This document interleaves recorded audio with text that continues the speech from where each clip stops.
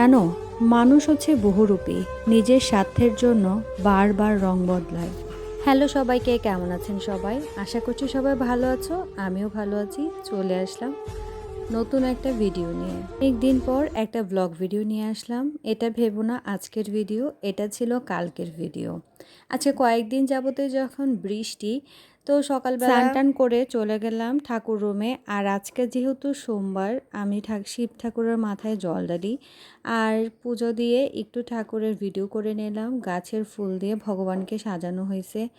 শীতকালে তেমন ফুল ফোটে না, গরমকালে এত ফুল ফুটে আর আসনটা মনে হয় একদম ভরে যায়।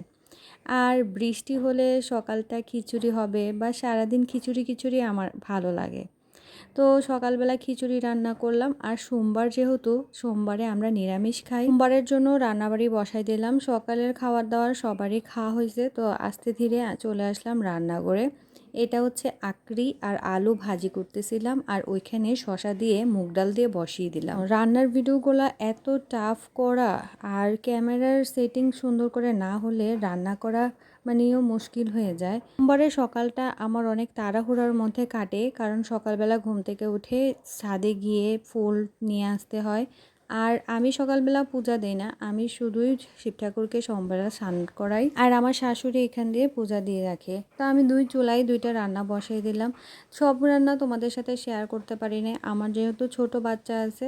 তো আমার সোমবারে মাস্ট বি সয়াবিন রান্না করতে হয়, আর সয়াবিন না রান্না করলে আমার বড় মেয়ে একদমই খেতে চায় না। তো তার জন্য আমার সয়াবিন রান্না করতেই হবে। আরও আগে সয়াবিনটা খেতে অনেক ভালো লাগতো, কিন্তু মেয়ের জন্য এত রান্না করতে করতে প্রত্যেক সোমবারে আর নিজেরও খেতে ইচ্ছা করে না। তো এখানে সিম ভাজি করলাম নারিকেল দিয়ে। মুগের ডাল তো রান্না করতে হবে, যেহেতু আমার ছোট মেয়ে মুগের ডাল ছাড়া খায় না। এখানে আমার ভাতও রান্না হয়ে গেছে। তো সব রান্না আস্তে আস্তে করে রান্না কটর গুছিয়ে টুছিয়ে রান্নাঘর থেকে বের হয়ে আসতে অনেকটা সময় যায়।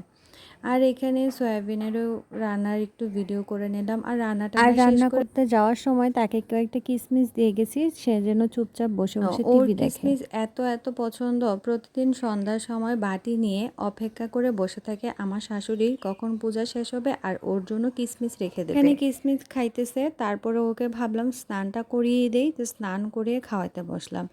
আমার তাকে নিয়ে 3 বেলা খাওয়ানোর কথা মনে পড়লেই না আমার একদম মাথা ঘুরে ওঠে, কারণ ও মুখে নিয়ে বসে থাকে, টিভি দেখে, আর যদি না খেতে চায় মুখে থেকে বের করে দেয়। কালকে ভয়েস ওভার দেওয়ার কথা ছিল, কিন্তু শরীরটা ভালো লাগে নাই, তাই দিতে পারি নাই। আজকেও শরীরটা খুব খারাপ লাগতেছে, তাই ভাবলাম তাও তোমাদের সাথে একটা ভিডিও শেয়ার করি। বৃষ্টি কার কার ভালো লাগে? আমার তো বৃষ্টি অনেক ভালো লাগে। আজ এই পর্যন্ত, সবাই ভালো থাকবেন। নতুন কোনো ভিডিও